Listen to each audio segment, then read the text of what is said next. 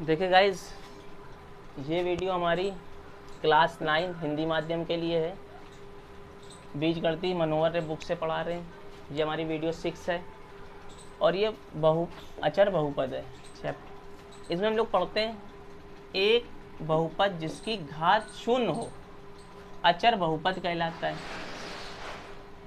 आप सोचिए कि अचर बहुपद कहलाता है तो आप लोग को पता होना चाहिए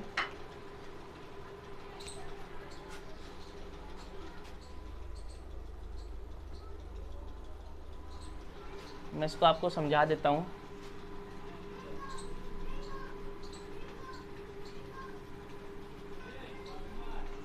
अचर बहुपद होना चाहिए। तो अचर पद हमारा क्या होता है? अचर पद हमारे इससे 1 इंटू एक्स की पावर 0, एक्स की पावर नहीं लेनी 0, ये लिख देंगे।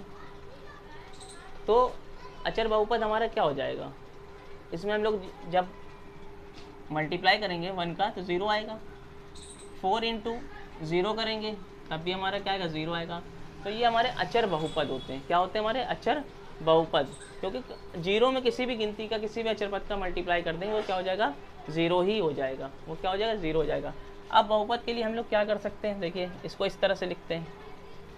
जैसे हम 0 इंटू एक्स की पावर 2 लिख देते हैं तभी हमारा क्या होगा? 0 आएगा। हम 0 इंटू एक्स कर देते हैं तब भी हमारा क्या आएगा? 0 आएगा। 0 इंटू वाई कर देते हैं तब भी हमारा क्या है? 0 आएगा। ये हमारे क्या होते हैं? अचर बहुपद। हमने वो तो आपको समझाया था गिनती मल्टीप्लाई करने से क्या होता है। 0 का किसी में मल्टीप्लाई करेंगे गिनती में या एक्स स्क्वायर या बी स्क्वायर में तो 0 आता है। तो ये हमारा क्या हो जाएगा? जैसे हम 0 इंटू वाई की पावर 3 कर दें तब भी हमारा आंसर क्या आएगा? 0 आएगा। तो हमारा क्या आएगा? जब 0 आएगा तो ये हमारा बहुपद कौन सा हो जाएगा? अचर बहुपद। ये हमारा क्या कहलाएगा? शून्य अचर बहुपद। ये क्या होगा? शून्य बहुपद। क्या कहलाएगा? अचर शून्य बहुपद।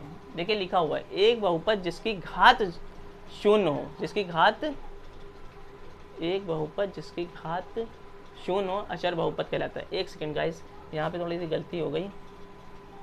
यहाँ पे थोड़ा सा मैं गलत बता गया। देखिए पढ़िए, एक बहुपद जिसकी घात शून्य हो, जिसकी घात शून्य हो तो हमें घात को शून्य करना है, यानी कि 4 इंटू एक्स की पावर 0।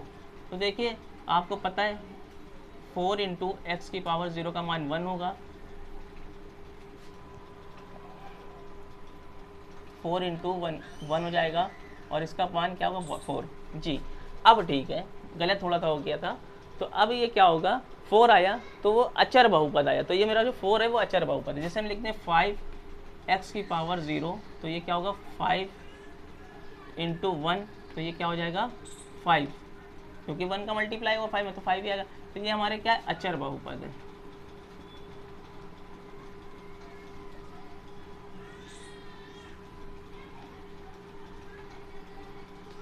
दूसरी बात ये आती शून्य बहुपद, यानी कि एक खास, ये थोड़ा सा रफ हो गया है, एक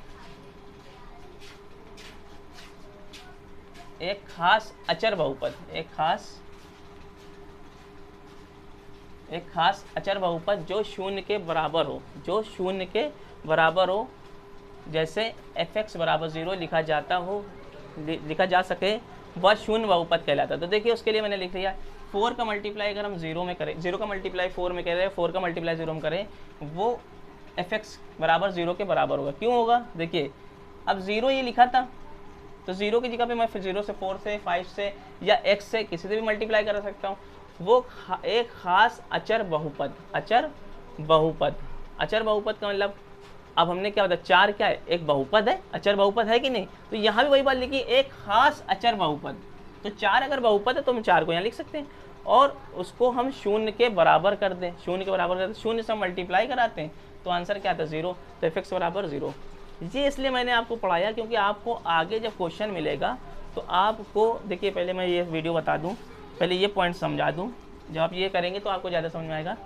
बहुपद और समीकरण फ़र्क, x square plus b x plus c या a x plus b x cube plus b x plus c x plus D.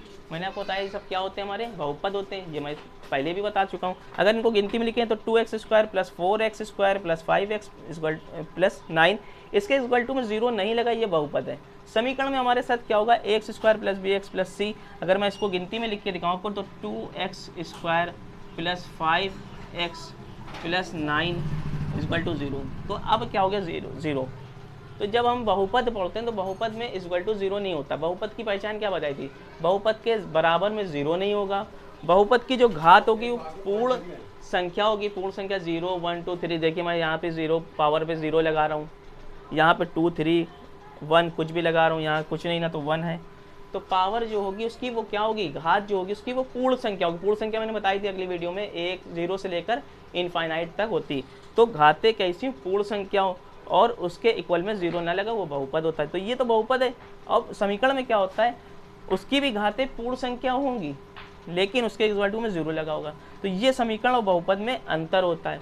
तो उसी तरह से जब हम fx बराबर हमें ये इक्वेशन दी होगी बहुपद की, तो हम इसको फैक्टर कर ही नहीं पाएंगे, यानी कि इसके गुणनखंड करने के लिए देगा। इसके गुणनखंड जब करने के लिए देता है तो हमें इक्वल टू में 0 होता है, तो हम इसके फैक्टर आराम से कर लेते हैं।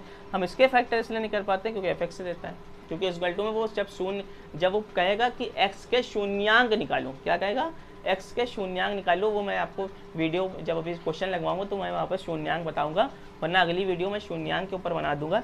जब शून्यांक निकालने लगेगा तो यहाँ पे x की कुछ वैल्यू आएगी, जितनी घातें होती हैं, जितनी पावर होती, उतने x के मान निकलते। तो ये तो इस x के इक्वल में उधर जाके निकल आएंगे। जब मैं फैक्टर कराऊंगा तो बताऊंगा x के इक्वल में उसके, जैसे मान लीजिए इसके x के मान निकले फॉर एग्जाम्पल 2,5, मान लीजिए ये निकले।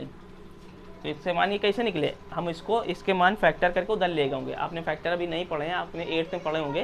तो x के मान निकल आए, बहुपद में क्या होंगे, x के उधर ले नहीं जाएंगे क्योंकि fx से लिखा होगा। तो उस fx को हम 0 के इक्वल मानेंगे, तब हम उसके फैक्टर कर पाएंगे।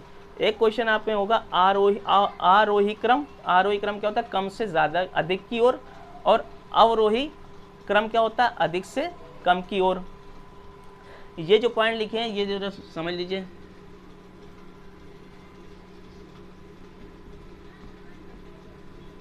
इसमें क्या होगा, शुरू में इसमें क्या करेंगे, शुरू में अंक लिख देते हैं। जब हमारे पास कोई बहुपद दिया होगा उसमें गिनती भी होगी, एक्स वाई के पद भी होंगे और उसकी पावर भी होगी। एक्स के पद एक्स की सीरीज़ होगी तो पूरे एक्स एक्स की होगी, वाई की सीरीज़ होगी तो पूरे वाई वाई की होगी, और उसमें हमारे पावर होंगे।